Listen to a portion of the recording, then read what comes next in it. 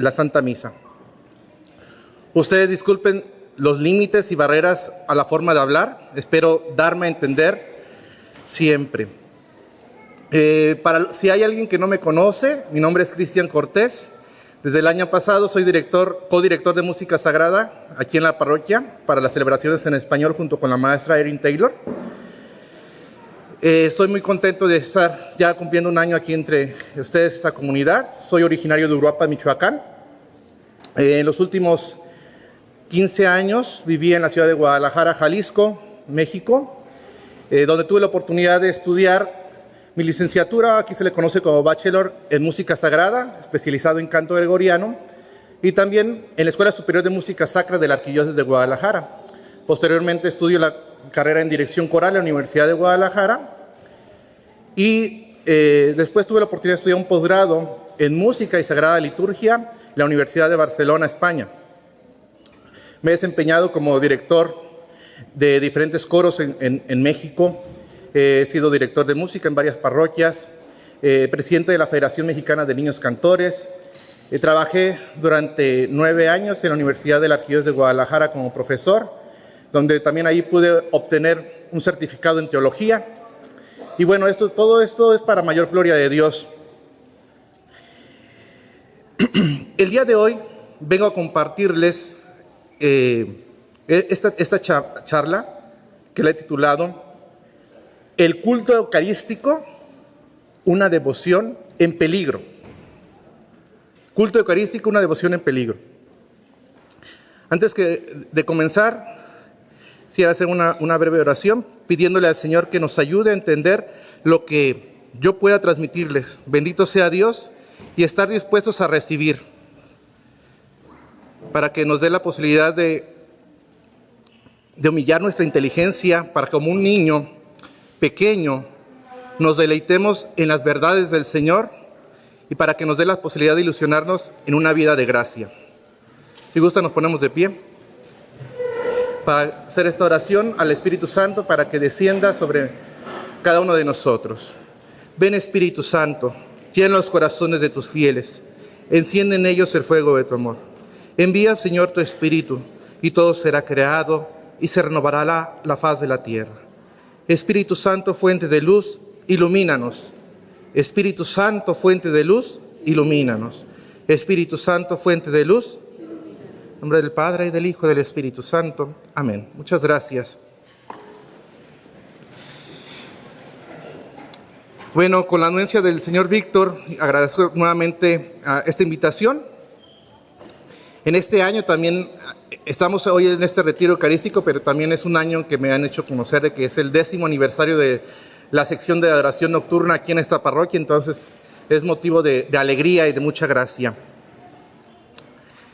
Quisiera comenzar hablando de los precedentes del culto eucarístico en nuestra iglesia. La Eucaristía no siempre ha sido adorada o dada al culto como hoy. Vamos a ver brevemente qué es lo que vieron los primeros cristianos para ver si eso coincide con lo que nosotros vivimos. Porque la Iglesia Católica, que es la verdadera y siempre ha estado conectada con la Iglesia primitiva, incluso en el Antiguo Testamento. ¿Cómo comenzó esto de la Eucaristía? ¿A quién se le ocurrió? ¿A la mente humana? Obviamente no.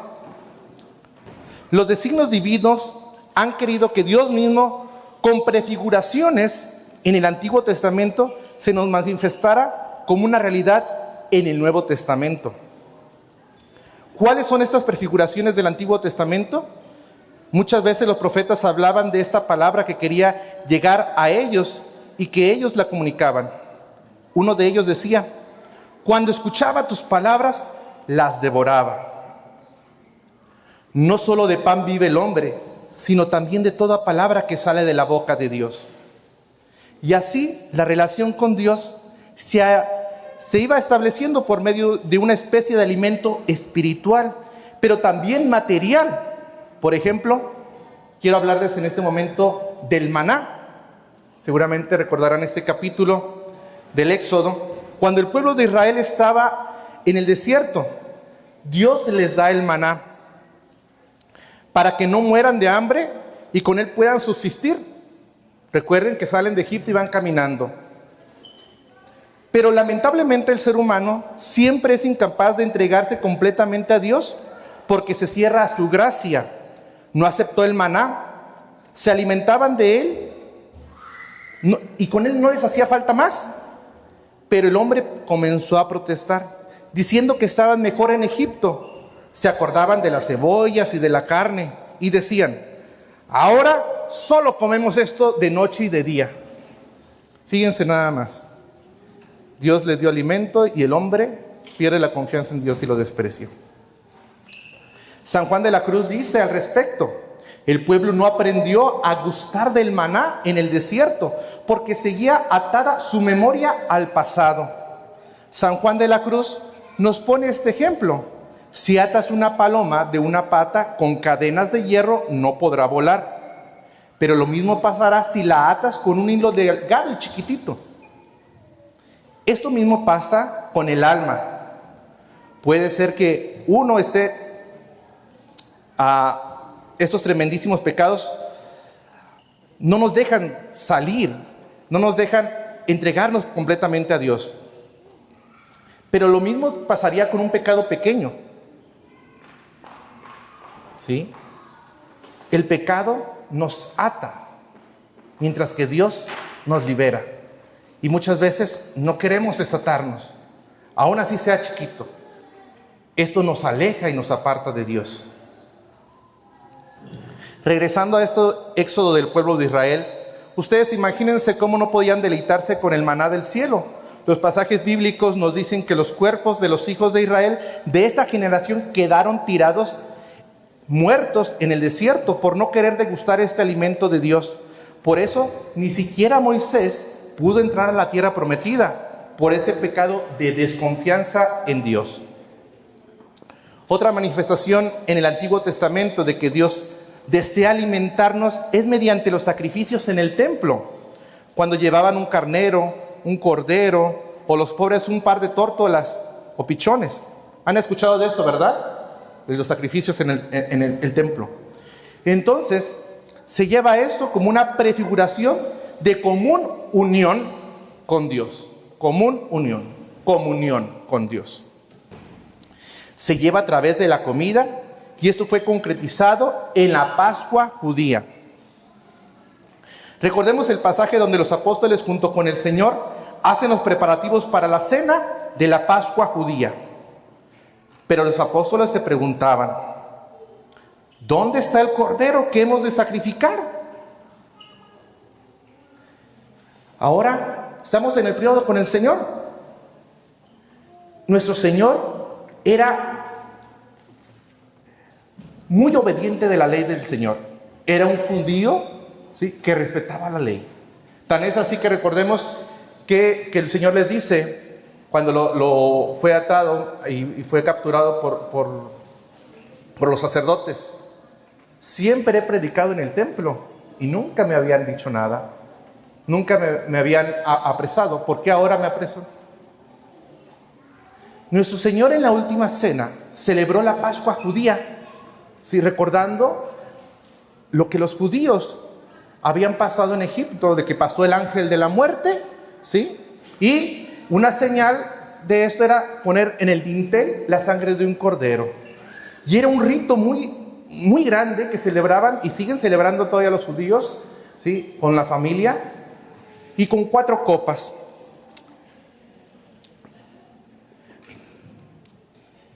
En la cena pascual celebrada por el Señor existen todos los elementos tradicionales de los judíos: las 4 copas, las 4 bendiciones, los himnos y los salmos que cantó el Señor.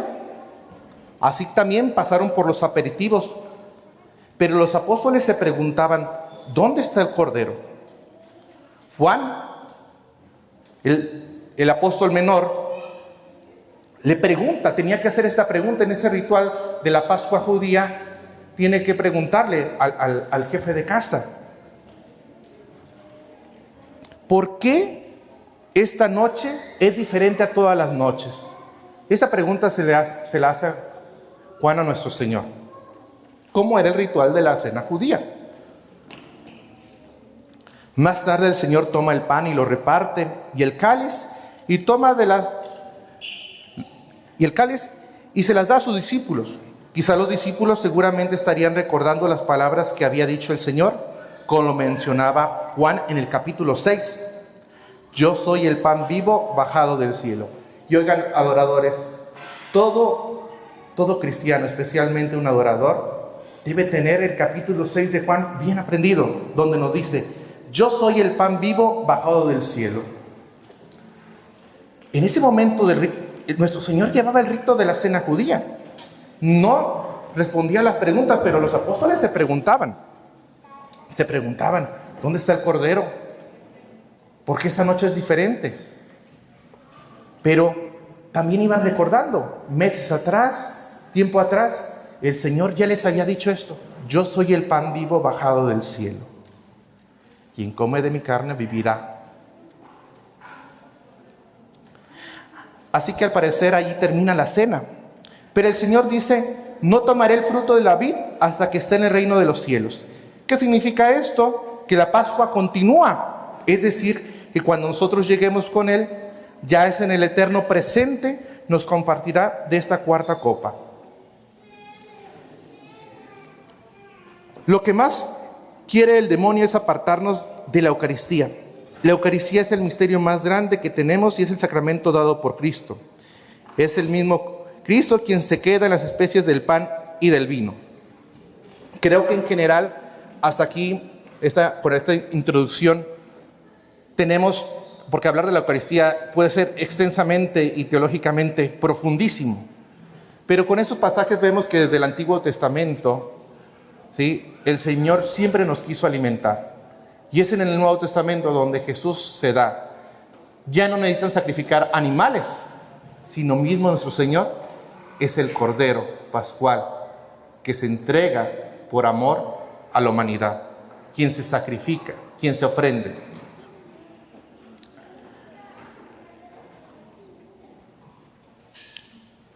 La Eucaristía tiene tantos nombres como formas distintas de explicarla.